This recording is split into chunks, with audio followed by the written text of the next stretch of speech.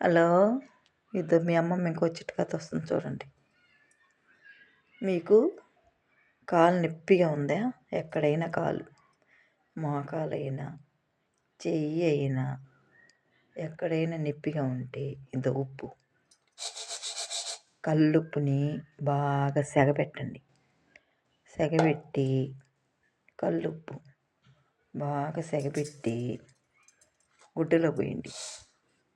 గుడ్డలో పోసి మూట కట్టి సెగపెట్టుకోండి. ఆ నొప్పి తగ్గిపోద్ది.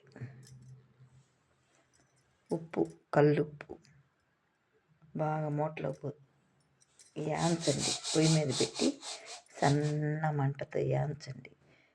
సెగ తగిలినాక గుడ్డలో పోసి నొప్పికి పెట్టండి, తగ్గిపోద్ది.